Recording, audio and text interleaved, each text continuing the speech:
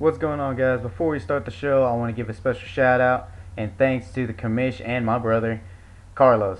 Thank you for allowing me to do this for the fantasy league.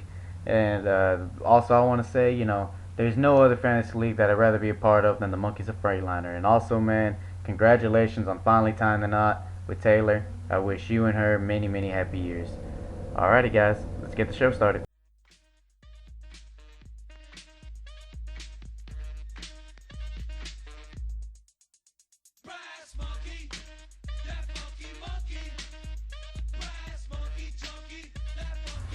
Welcome to the Monkey Hour, guys. First thing I want to say is it's back. It's back. Thank God Almighty, football is back. Man, it has been too long. There's too much. There's too much time between last season and this season. Man, there's too much time. There's like almost like 8-9 months span between the seasons. Man, that's too long. We need to cut that down. Nah, I'm just kidding, guys. But anyways, the one thing I want to talk about, guys, is will the Lions this season be able to make the playoffs, or will they just have another 0-16 season without Calvin Johnson? Now, a lot of people are going to say, they're going to have a failing season without Calvin. Who are they going to throw to? Who is Stafford going to throw to? All he threw is to Calvin. That is the basic, NFL fan question that they have for the Lions. But for actual Lions fans, we're really not worried.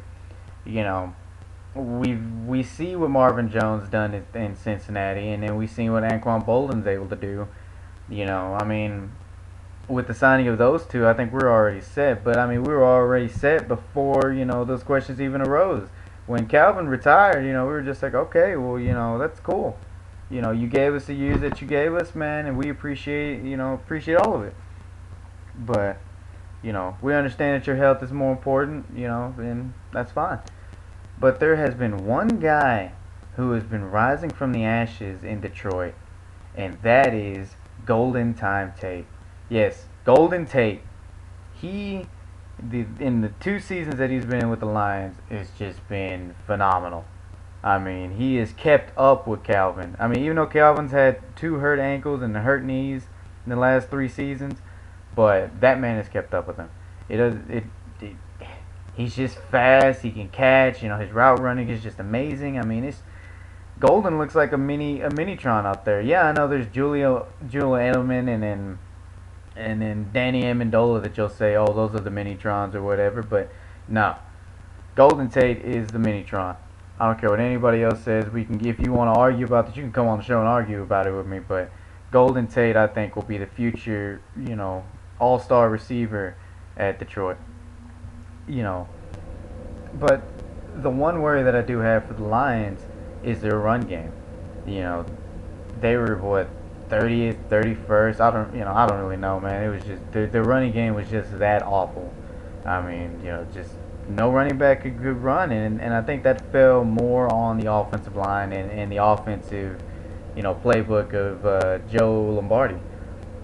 He just didn't implement enough run offense in that offense of his. He really wanted to be a pass-happy guy, and we've all learned in Detroit that, Stafford throwing for 55 passes a game, we're not going to win anything, man. He's just going to hurt himself. But, they got rid of Joe Lombardi in the middle of the season after we went 0-7, and, the reins of the offensive playbook went in the hands of Jim Bob Cooter. And yes, you can laugh at the name all you want. Yes, his name is Jim Bob Cooter, but he is an offensive genius. Those final, games of the season, he turned the Lions around. That offense was on par to be the worst offense in the NFL last season, and then he turned around to arguably making them, one of the best, arguably one of the best passing offenses. Come on now, they beat Green Bay in Green Bay. That hasn't happened in 20 years. Not even 20 years. That happened in almost 24 years. That's older than me. I'm 21 years old, man, and they have not won in Lambeau, before I was even born. And they were able to do it last year simply because of Jim Bob Cooter's offense and that defense. I believe in Jim Bob Cooter. He's he's using his receivers the way that they're supposed to. He's using the smaller receivers to be the quick guys, and then opening up, Anquan and Marvin. I think the Lions are just going to dominate the passing game next season. I think, Matthew Stafford under Jim Bob Cooter will dominate the passing game next year. I think that that's a guy who's going to fly under a lot of fantasy football guys, radars. But, hey, if he's there when I pick him, hey, it's y'all can't get mad. But, we can't just only talk about, offense. We also got to talk about the defensive side of the football, and that is, can the Lions defense, be the dominant defense that they've been in the last 3 seasons, and to me, last year, even without the Ndamukong Suh, with the young defensive lineman that we had, they played just fine. I think that they were still top 5 defense in the league. Those linebackers, they're smart. DeAndre Levy, he's probably one of the smartest linebackers other than Sean Lee, just period as a linebacker. Even Kiko Alonso isn't as smart as DeAndre Levy. And also, man, when DeAndre wants to, let me correct that. When DeAndre wants to hit you, he'll lay the smackdown on you. He'll lay the wood on your ass. I wouldn't want to be hit by that guy. But what's also crazy about the Lions' defense was the one Achilles heel that they've had on that defense, and that was the secondary. And they fixed that with Glover Quinn and just, I can't think of their names just because I just had a brain fart. But I'm gonna talk about it later on maybe, but guys, just look it up, man. Glover Quinn and the rest of that defense, it's just been phenomenal. The whole secondary has just improved the last 3 seasons. And, hey, Quinn deserves that damn contract. He rightfully deserves, that contract extension that came to him. But, that isn't the only question that I have for the Lions, and it's going to be, the other question that I have for him is, can they make it to playoffs? I know that they have the talent around them, but can Jim Caldwell lead them to the promised land and finally bring a championship to Detroit? Now, I'm going to give my honest opinion. I love the Lions. I think that they're a phenomenal team, but I think that they're one more year away from making it. I think this season is going to be an eye-opener for the entire league that the Detroit Lions are back, and they're back with a vengeance. But I think they're going to fall short. I got them going 10-6. I got them winning the NFC North. And I got them losing maybe either in the divisional playoffs or in the NFC Championship game. And those were the only questions that were circling around the offseason. There was also a question of can the Cowboys, be productive this year? Can Romo stay healthy? And if he can't, who's going to be the backup? Because, we all know what happened last season. Okay. 2014, the Cowboys had one of the best seasons that they've had in the last 20 years, made the playoffs, got screwed out of, their divisional game against Green Bay. But you know what? It wasn't a catch, guys. Shut up about it. All you Des Bryant guys that are sitting there saying he caught it, shut up. He didn't catch it. Alright? I'm just going to put my 2 cents into that, and we're just going to continue on. But, yeah, we all learned that there wasn't an adequate backup for Tony Romo in Dallas. And then when he fell, that entire team just fell apart.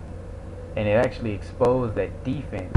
We all saw that the defense, can't stay on that field for very long.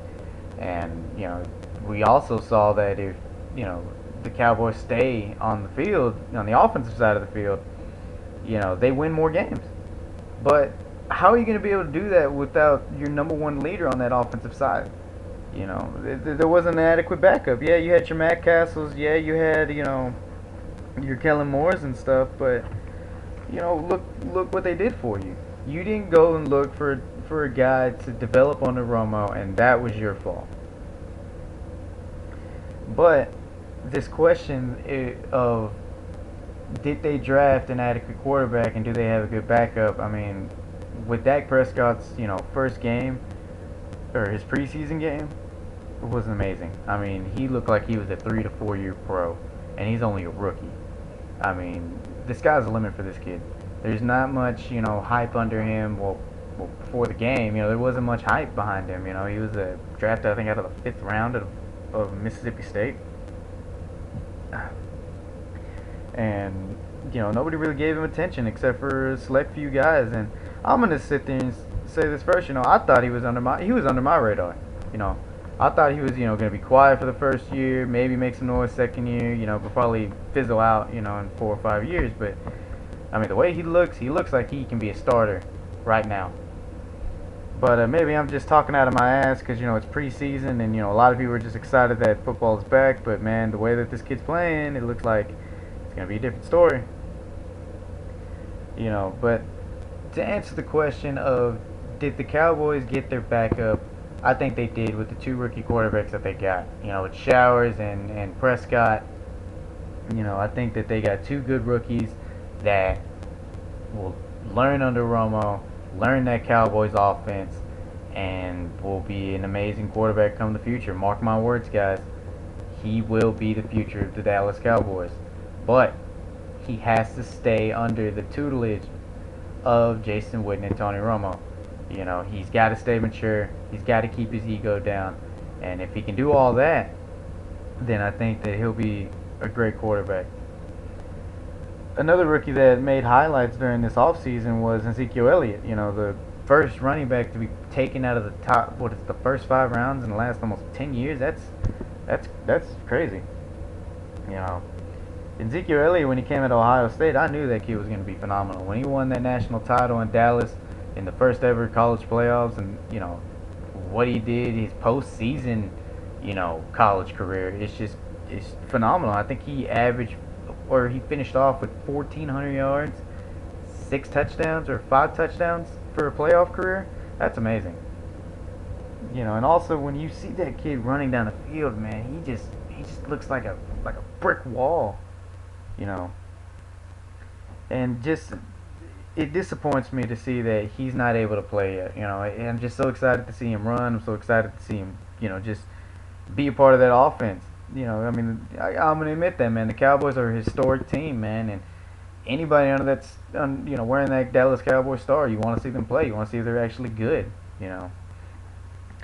But another question that came up was, can he live up with the hype that Dallas and all their fans are really, building behind this guy? They're really, a lot of these people are saying that he's going to be the next Emmitt Smith, or that he can be the next workhorse back, and I think we got to take a few steps back with that.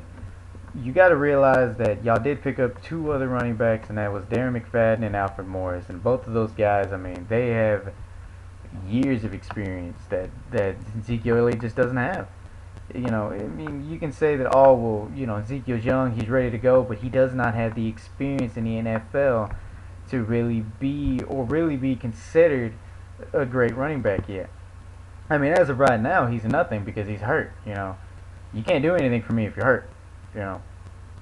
But can he live up to the hype?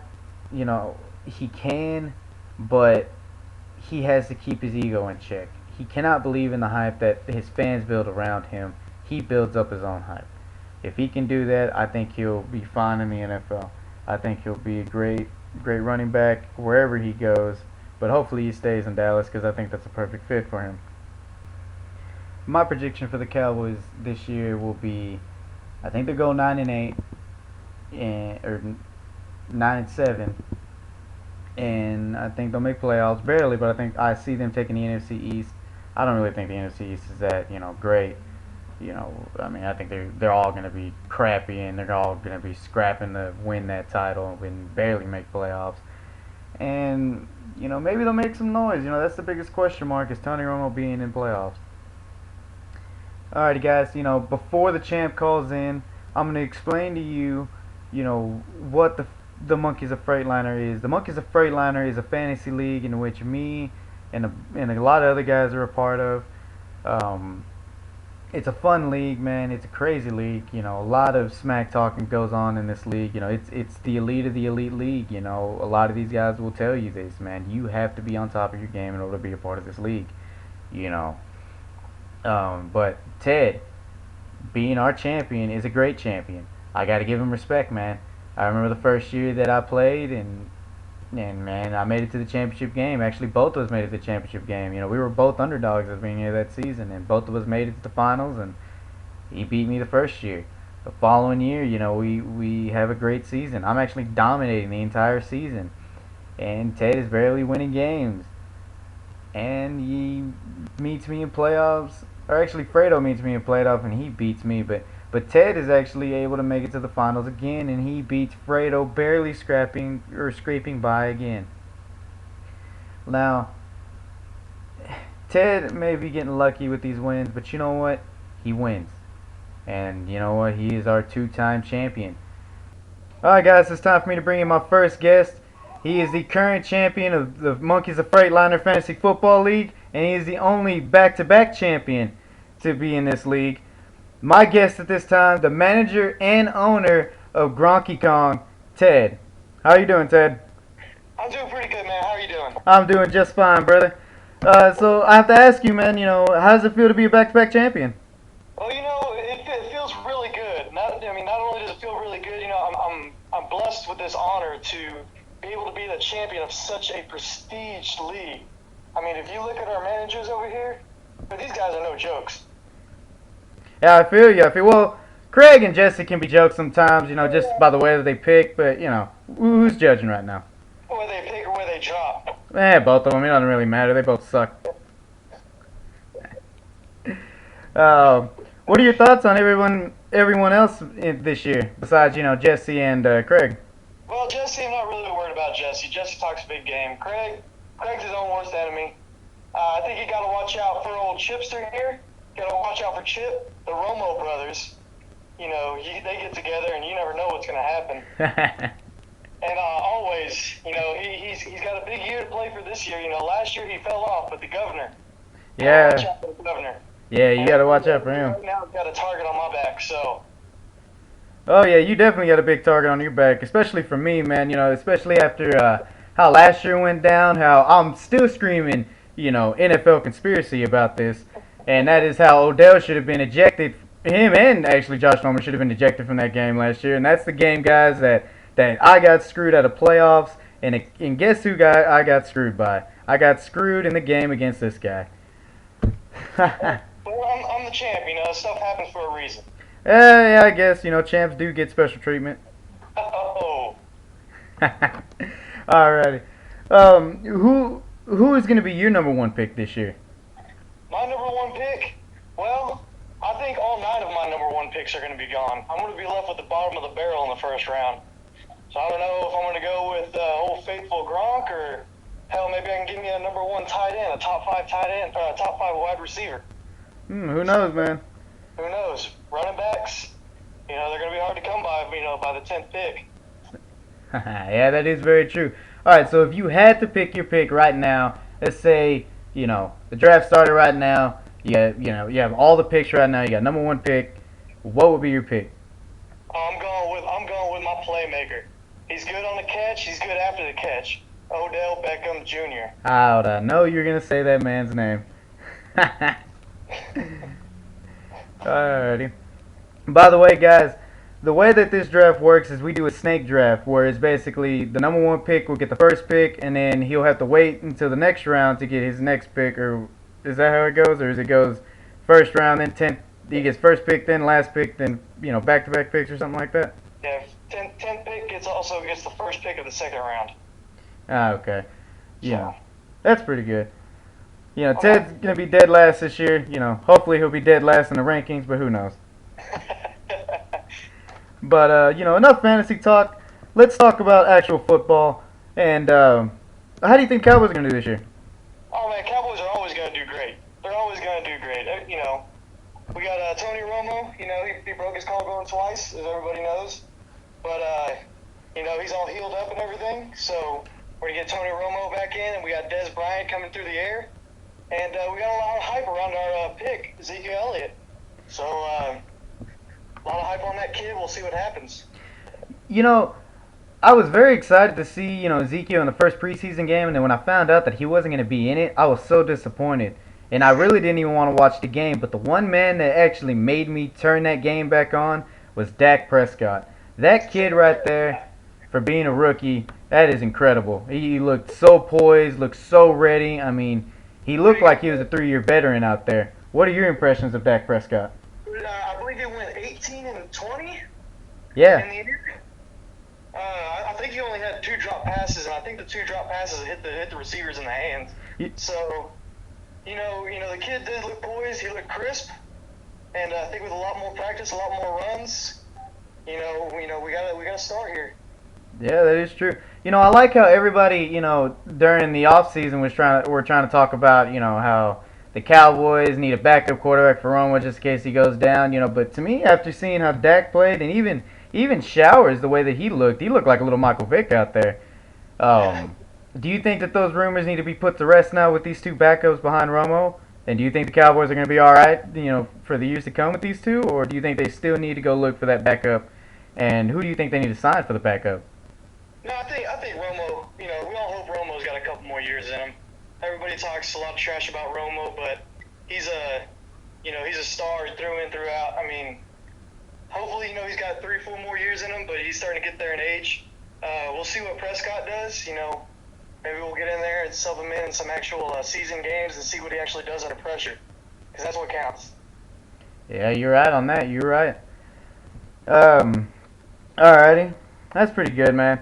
Let me ask you this, because you know what? Yesterday I talked to the commish, or actually the day before yesterday I talked to the commish, and he was sitting here telling me that you have, for the past 2 years, have had the easiest schedule in our fantasy league. How do you feel about him saying that? Well, it is what it is. He's going to say I had the easiest schedule. But, I mean, you go in, you look throughout the year, and, I put up some of the most points. I think I was 3rd or 4th. Yeah, you were 3rd or 4th behind me. I was number 1. Well, somebody did their research throughout the year. Somebody picked up on that waiver wire. Oh, of course, man. Hey, man, when you got time throughout the day, you turn into a vulture and try to pick off as many players as you can. I mean, man, that's where you can build a team at. But as far as my schedule, it's just where the rocks fall, where the bricks fall. Yeah, I give you that. He's saying that he's going to start a new rule, and that's going to be how they develop the schedules for everybody else. How do you feel about that? Do you think they're going to, try to, I guess, single you out and give you the hardest schedule, or what? I think there's a lot of conspiring against me. Conspiring. A lot of spite, a lot of heartbreak, a lot of remorse. But if they're running out to gun it for me this year, that's fine. That's fine. I'll take my punches as they come. And I hear a lot of rumors of colluding already this year, and that we haven't even drafted. Really? Who's conspiring right now? I know Jesse and Carlos are trying to become butt buddies over there, but I don't worry about Jesse at all. They've always been in bed together. I can't argue with that. But I hear it from outside of our fantasy. Oh, really? I hear it from other coworkers. Oh. Hey man, you better do your research. You better learn up. I said, well, we'll see what happens. Everybody doubted me last year and said you couldn't do it again. They said it was all luck. Well, I guess I got a lot of luck, but I may be down, but I'm never out. I give you that, man. I remember the first year that me and you played each other. I remember everybody had doubted us. They always, everybody in the league had told us, oh, y'all don't know how to draft. Y'all don't know how to do this.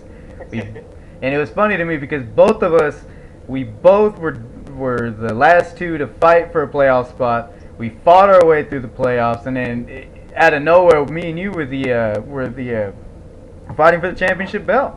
Yep. Yeah. And it was so crazy because I remember I think I started off 0-3. I think both of us started off without any wins. It was not a good start. No, it was not, and especially for me. That was my first year actually even doing a fantasy league, and for me to even make it to the end. I mean, that was losing to you was that I never was really ever mad about that. In fact, I had a lot of respect for you for being able to pull that off.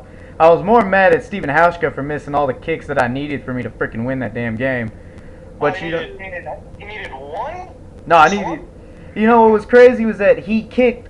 I think I needed 21 points or 27 points or something like that, and he kicked the equal amount of field goals that I would have needed to beat you, and he missed Every single one of them. All of them. By the way, guys, during that year, Stephen Hauschka played for I think it was the Super Bowl champion Seattle Seahawks that year. So there was no excuse for that man to miss it. In fact, I was about to be on a plane to go over there and break both his legs just because he missed all those kicks, man. I was so pissed. But it is what it is. That's the past. Right now, we're going to talk about the future, and that is 2016. To me, Ted, it looks like it's going to be a bright year. It's going to be a great year. You know, I hope to see you, at the end of this road. Up there, boss. Oh, I am. I'm sorry, man. Can you hear me? Yeah. Alright. No, I'm just telling you, man, that I'm excited for this year. I'm pumped, man. I'm just so pumped. I'm so happy that football's finally back, and it's just driving me crazy, man. I'm telling you, there's a whole lot of emotions here. Everybody's excited. Everybody's amped up, nervous, scared. Never know what's gonna happen, man. Yeah, you're right about that. All right. So, if you got to make Cowboy predictions, what is their record? What is their record gonna be? Do you think they're gonna make playoffs? I mean, what do you think's gonna happen? I think they're gonna focus a lot more on protecting Romo. I think they're gonna have a big run game this year. Des Bryant, we all know he can catch. So I don't care what anybody says. That was a damn catch. But I think they're gonna try to protect Romo more this year, and hopefully we're looking for a long postseason career this season. It sounds like a normal Cowboy fan. Always dreams high, but yet, of course, their dreams comes crashing down at the end of the season.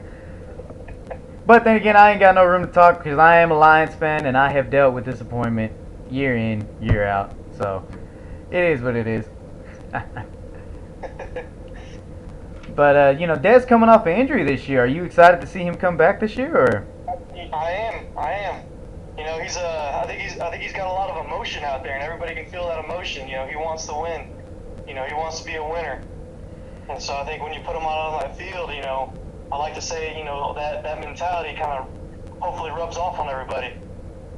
Yeah, I remember when he first came into the league, I remember I had so much, animosity towards this kid. I thought he was so immature. He wasn't ready for that spotlight. He wasn't ready for just to be in the league, and just to see the way that he's matured over the last 3 or 4 years or however long he's been in the NFL, it's been amazing. And you know what? I'm starting to become a bigger and bigger Dez fan because of the maturity level that he's growing at. Go ahead, Ted. Yeah, and saying that, everybody's got their moments. There's a time, he's running around getting in people's faces when he shouldn't be, but he's growing, like you said.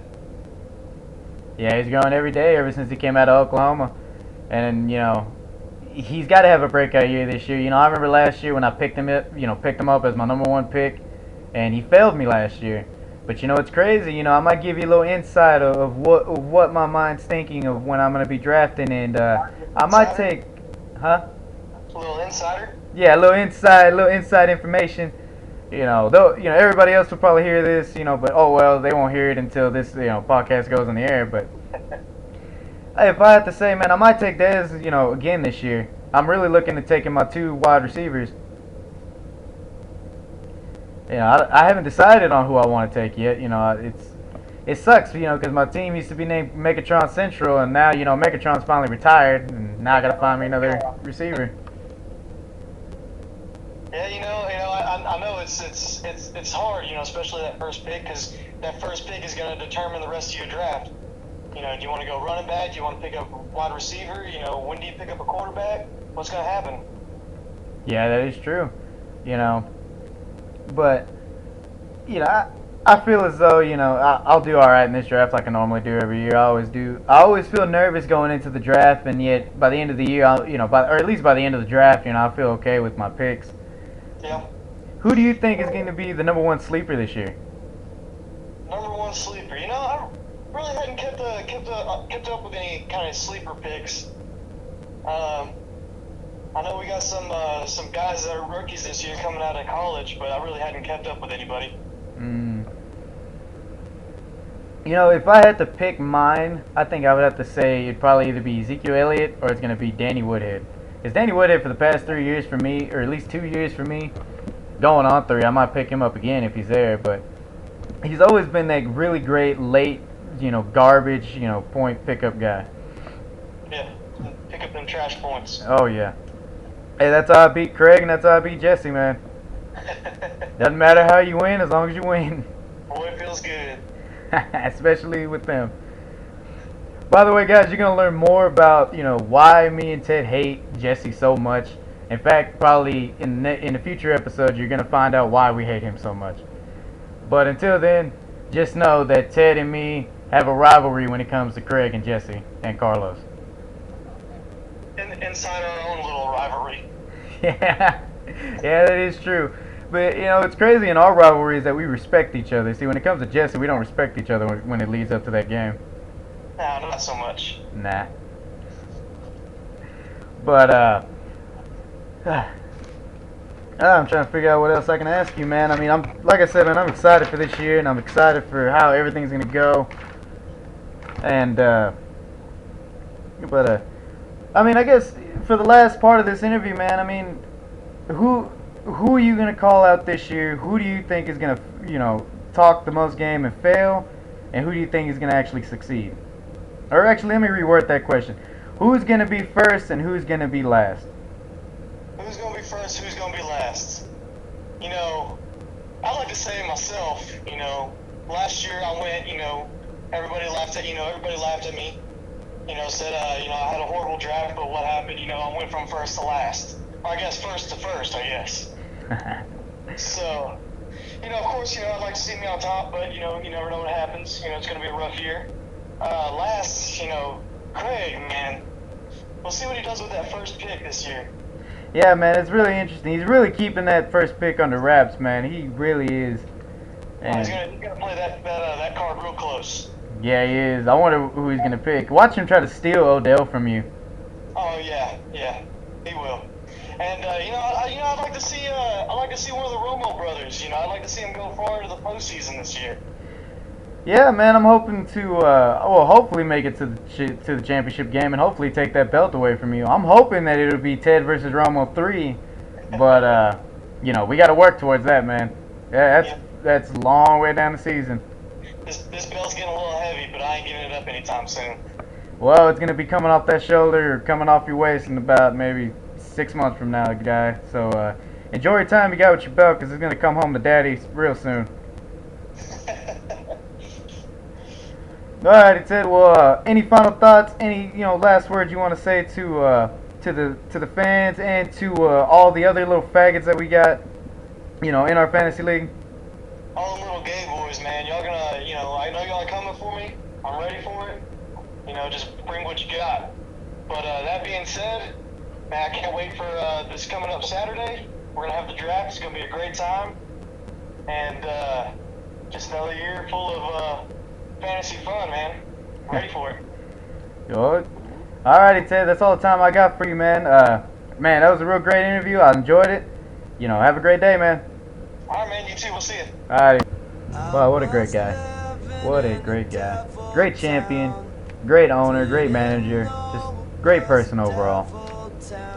And I guess my final thoughts on the show today, guys, is I'm really excited on how this year is going to pan out. I hope to do more episodes for you guys later on this year. Hopefully, I'll have more episodes up next week. But, guys, give me feedback. Let me know how I'm doing. Criticize me, talk shit. I don't care what you do. But let me know how I can make this podcast better. Let me know how I can improve so I can entertain y'all even better. But, that is the end of the show, guys. I hope you enjoyed it. I think the one last thought I'm going to leave in y'all's minds is, how do you think the Cowboys are going to do this year? What is their record going to be? How do you think Ezekiel Elliott's going to do? And do you think, Des Bryant is going to be a boom or bust this year? That is it, guys. That ends the Monkey Hour, and I will see y'all next time.